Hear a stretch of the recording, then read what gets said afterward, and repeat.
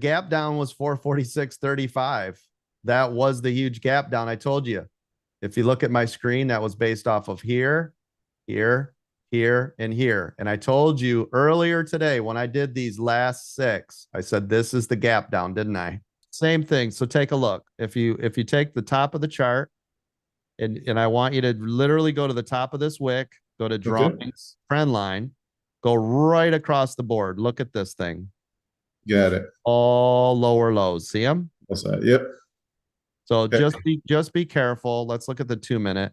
The 2-minute's actually going to flip soon to the upside. Again, though, this is where you got to be careful.